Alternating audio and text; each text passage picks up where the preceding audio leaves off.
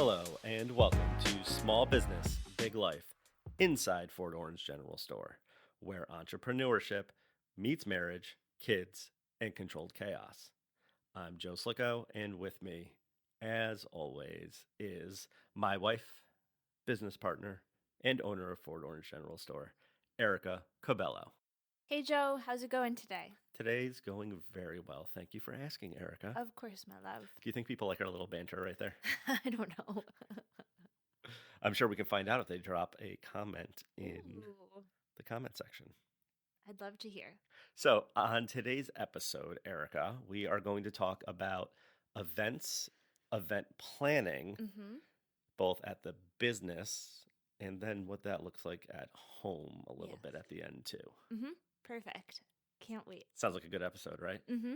Well, you have to wait just a little bit longer Ah, darn. because, before we get started, we have to ask our listeners to please like or subscribe wherever they are listening to this podcast, whichever platform it is on.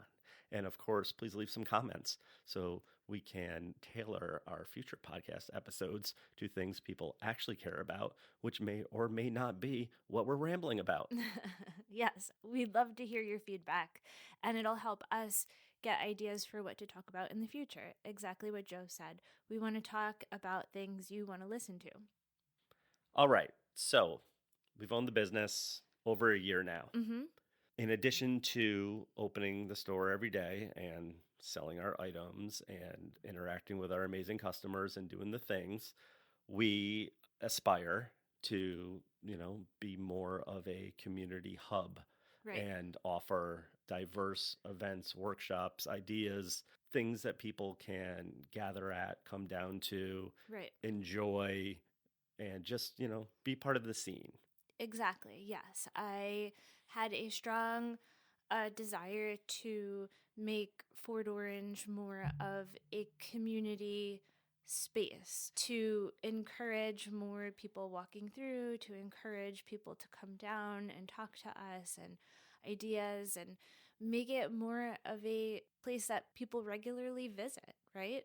And one of the things that we know they did at Fort Orange before we even became owners was running workshops. Mm-hmm. Do you want to talk about kind of what we did with that idea when we first bought the store? Sure, yeah.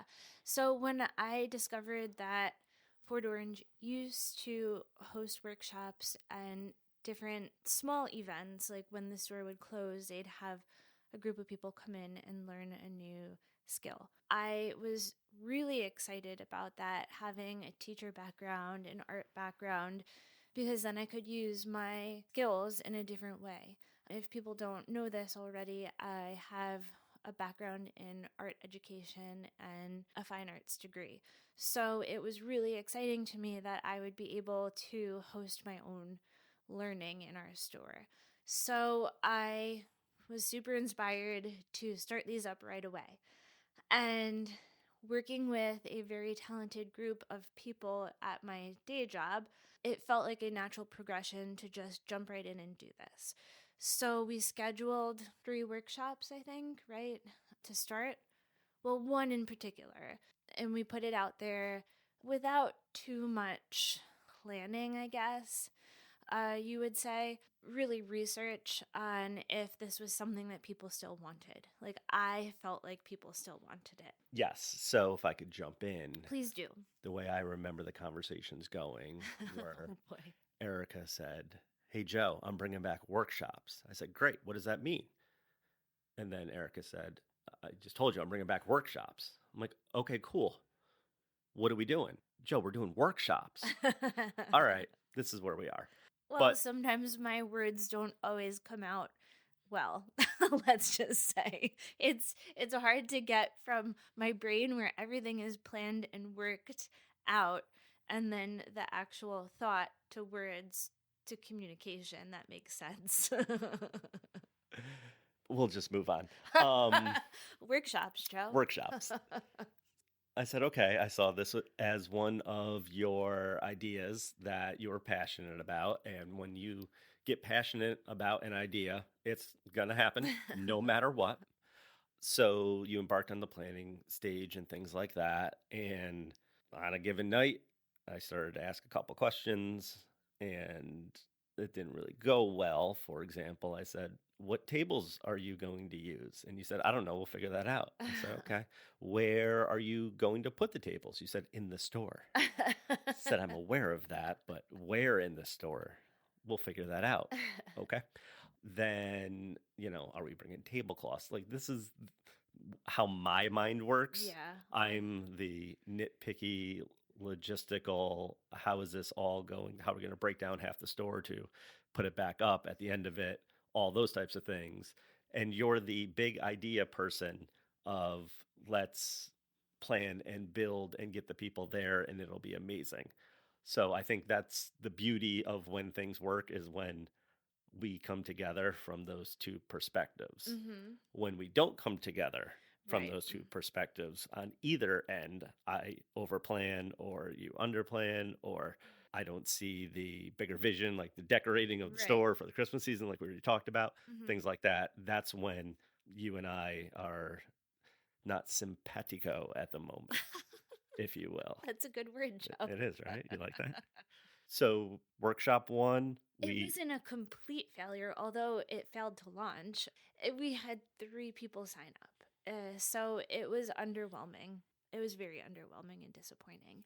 and I think you already talked about the why behind that, but just to bring it back, you said it was something that you were passionate about and wanted to bring back. I did. How is that? What did you learn from that? I need to do a little bit more work on the back end to see what people really want to do and listen to feedback from others to plan an event that will be successful. I went with the first thing that popped into my head and the thought that, oh yeah, I heard a couple of people say this, that they would do it, but then like that was good enough.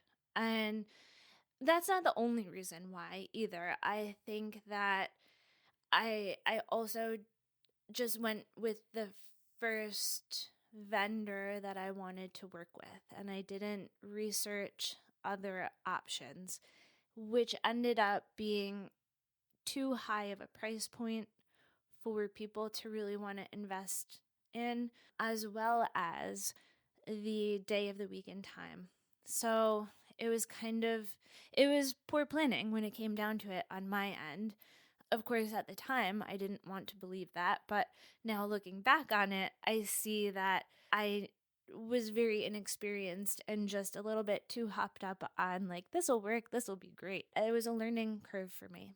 It was. Again, I said this before, that, there's no failure. There's learning from what worked, what didn't work equally. And I think that experience, that process that you just described and what you learned from it led us to the next thing. To set the stage a little bit, can you talk about the garden party? Oh, yes, definitely. So, we sponsored the garden party back in the summer where the Downtown Albany Bid, as we had already discussed in a previous episode, they host different events throughout the year. And this year they brought back a possum event, which has to do with Nipper and local artists. Down at the party, we were really lucky to meet some amazing business people and make some very strong connections.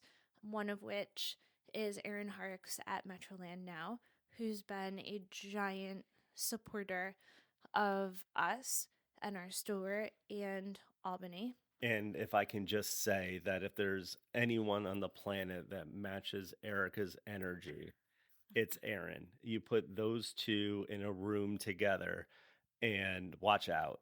I mean, it's a whirlwind. You might get hit by, a glass flying, and not because anyone's throwing it, just because they're going a mile a minute and spinning around and the arms are going and the ideas are flowing because they're two people that put their money where their mouth is, follow through and come up with the big ideas and then implement the big ideas. And that is not the norm. No, it isn't. And when I met her, it was an immediate knowing that this person is good people. Yeah, the connection that we have is incredible, and I love her so much. I love you, Erin. So we hit it off, and we made a meeting to put our minds together in Fort Orange, and we spiffed a little bit and threw around some ideas. She's way overwhelmingly wanting to support us and help us. Like there isn't even a word for that. I just made all of that up. But So you had a meeting that was planned and you started to kind of bounce ideas. And one of the ideas that came off was for us to be a host of First Fridays. So I had heard of these and known about them and participated in them 15, 20 years ago, back in college. Now I'm dating myself. But they were amazing and they were a lot of fun. And so Erin is working with First Fridays and putting on these events and putting musicians in different businesses to get people out and exploring Albany. So she said, "Why don't we put some music in your store and you host this?" I was like, "Yes." and to review, we are a retail store. But that doesn't matter. No, it doesn't. And it didn't matter that we were leaving for Europe the next day on our honeymoon either. It was going to happen. So it did. And it's been amazing. It's exactly what we needed and what we were looking for to help grow our community. So we did August, September, October, and we saw a little increase in involvement, people walking through our doors. Every time we hosted, there was a little bit more. And it's just so exciting that we're able to do this. And kudos to Erin for finding the diverse musicians that have graced us with their, presence and musical prowess at the store. And you can check out our Instagram for, some clips of, very, very different but amazing local artists. And at the same time, we're running, specials, deals on products and merchandise in the store. So as people are coming in, they're shopping, they're listening, they're talking, they're lingering, and it's creating that community vibe that we keep talking about. Yep. And it's because of the partnership here, it's really coming together. And I'd go as far as to say, lessons learned from, the workshop phase to this phase, we had a lot of the details ironed out before we even started, and it's evident in, again, the sales, the people coming in, buying in, and the local businesses around us as well participating, and us all kind of doing it together, and it not being a competition driven type event, even though the two restaurants on either side of us have musicians as well. We're all supporting each other, and if they come to our store, they get a discount next door and vice versa. So it's encouraging people to, pop around and come down and experience our local community even. Right, exactly. And that is where we were lacking with the workshop idea. We were kind of loners trying to like figure this out, right? So sometimes it does take your community, your fellow business partners, owners, people involved to help you figure out what's going to work, how's it going to work, and then other people seeing, oh, they're doing this, we want to do this too, in the best way possible. Like Joe just said, we're creating that community together. And that's where that standalone idea that I had didn't work. So this starts taking off, and it's still taking off to this day, but at this moment in time, taking off. And you have another meeting, I believe, with Erin and maybe some others, and we're planning for the December holiday extravaganza of Albany. Yes. Can you talk a little bit about the big ideas that you guys came up with at that meeting, and then kind of how the pitch went? So we were discussing ideas that could grow our end of downtown Albany in the South Broadway area.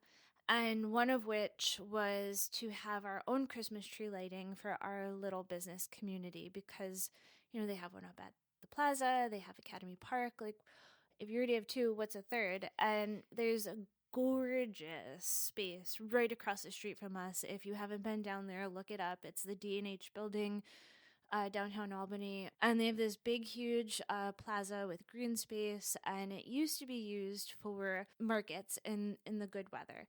So I thought, well, why not use this amazing space to have a Christmas tree to decorate this end of Albany? And then why not do like a horse and buggy to like bring back that old Albany feel, right? Well, nobody liked that idea. I don't think nobody liked that idea. Okay, I you're right. think what we got back was a lot of, well, something similar is already happening here. Something's already happening there. Yeah. We already do two. Why would we do a third? No one's going to want to do that. They're not going to say yes. All the red tape started to pile up in front of us. Right. The businesses around us were interested in the idea. There were just a lot of naysayers. And as we've already articulated in this podcast, we love hearing the word no. That's right. That's where we stop immediately, right, Erica? That's right, Joe. No, never. So we actually turned that idea into what we did for the hot chocolate stroll, incorporating hot chocolate as well as bringing Santa into the store, which we've already talked about on this podcast at length. Yes. So that was a case of big idea, maybe not the right time, maybe not enough time to plan, but it doesn't mean we just sat back, threw our hands up and said, then we're not doing anything. Exactly. Yep. We took a no and pivoted to make it work. And it doesn't mean that those other ideas are off the table forever. It just means we have to learn our place and how to navigate and then how to get things done the Fort Orange way. Yeah. If that makes sense. It does. Okay. And then what was the last idea that we wanted to talk about? This podcast, Erica. This podcast. Yes, Joe. This podcast came from just some good old spiffing in the kitchen. So one night we're in the kitchen and Erica looks over at me and says, why don't we do a podcast? I'm sure people want to listen to our story, right? Yeah, I think I had come home and was like frustrated by something or telling a story, and then I don't recall saying this at all, but apparently I did. It was my idea that I immediately forgot about 2 seconds after. But Joe clung on to that one real hard, which I'm very thankful for. And I don't know, within an hour, you had an Amazon cart filled with everything we needed. You had researched which apps to use, which services to stream on, like all of it. It was ready to go. The next day, you had the whole first 10 episodes planned out. ADD can be a motivator at times, and I'm proud to say that I have it, and I harness it to the best of my ability when I'm able to. But yes, it was one of those situations where you were talking about something, and I was commenting on, that's the whole purpose of business right there, whatever you were saying. I was like, and it would be great for people to hear your story, to hear our story, to talk about the things that we're experiencing, everything that we're doing in this podcast. And we just ran with it because it's one of those things that once it gets in both of our brains, like it's going to happen. Yep, it did. It sure did. And it's still going thanks to our lovely listeners. Thank you. So now let's, dovetail a little bit into the home life. I think that's a natural progression from what we just said. So clearly we're two people that can come up with big ideas. Yep. We can think outside the box. We can see things that have been done for the last 100 years. We've done it that way and say that's not good enough anymore. Yes. So 4 kids on a Saturday, we need to come up with an idea. Well, that's really hard. How does that go, Erica? Oh, it doesn't. It doesn't. It takes us about, until 3 o'clock to get out of the what should we do today? What should we do today? When are we going to start grocery shopping? Whatever it is that we don't want to do, we just keep asking the same question. And then by that time, the day's over and we have to start thinking about dinner. So that's how our Saturdays go, Joe. So why is it, do you think, that we can be so laser focused and on the ball, with work in the business, and then when it comes time on Saturday, for example, to figure something out to do with, with the kids or with ourselves, we just fall apart and stare at each other in our pajamas till noon? Because it's unstructured time. And ADD is a real thing for both of us.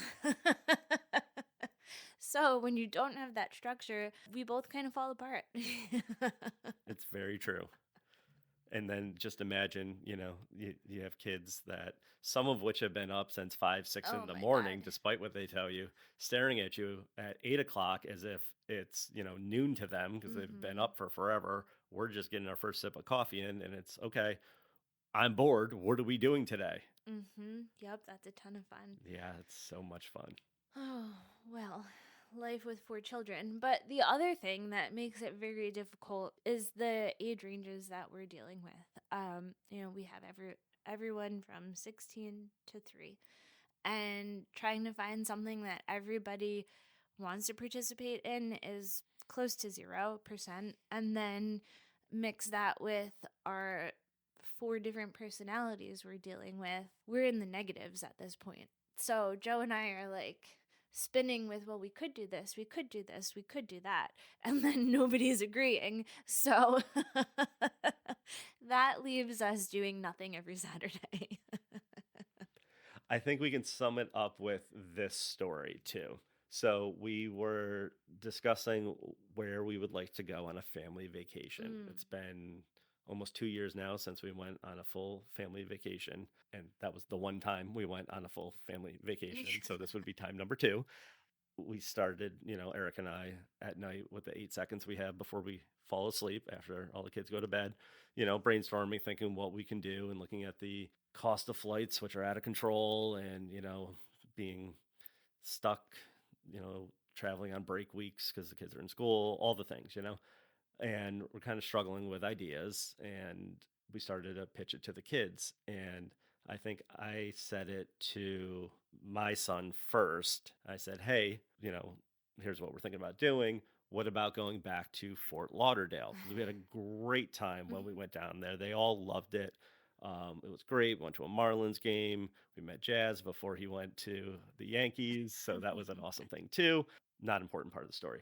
So his response was, well, that's what we did last time. What are we going to do? Are we going to do all the same things? Well, that's not fun.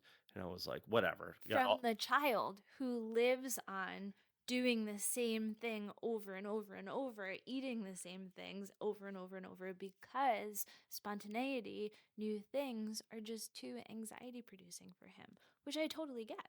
I'm right there with him. But that's what he said. Loves the routine. So then I'm talking to our oldest daughter, and I pitched the same idea, and she goes, oh my God, we had so much fun there. It'd be great to go back. Can I bring a friend? And I'm like, oh my God, it's just the complete opposite. Like, I feel like it's ingrained in them that no matter what the thing, one of them is going to say no to it or say the opposite or disagree or whatever. And they pick up the slack for each other. I give them credit. It's always, 3-on-1. If this group is going in one direction, the other one will absolutely pick up the slack. And they rotate that through to keep us on our toes. there's never So just you one, can't really never know. pinpoint, who the one is going to be in any given moment. Which is why we shouldn't offer options. This is what we're doing. This is what we're doing. Just do it. Take it or leave it. So there's no real, beautiful rainbow at the end of this part of the podcast today. No, but actually, if you figured this out, please share. Yes. Because we need some help. We're asking for help. We need ideas. We need structure. They're winning. So if you have anything to share, anything that, worked for you, we would love to hear it. We'll try it. We'll let you know how it goes, good, bad, or indifferent. Yes, please. And as always, thank you so much for being here and listening to us. It means the world to see our likes rise on our metrics, to see everybody listening. The feedback from everybody just keeps us going and inspired and wanting to give you more. So thank you. And it's quite therapeutic for us, I must say. So we appreciate, even if you're struggling through some of the stories, we thank you for it because it's real. It's who we are. It's what we're living, and being able to talk about it like this is not only beneficial for our mental health, but it's also good for Erica and I. It gives us a structure to actually hash some things out. It So does. It does. thank you for Thank giving you us for the listening space. to our therapy.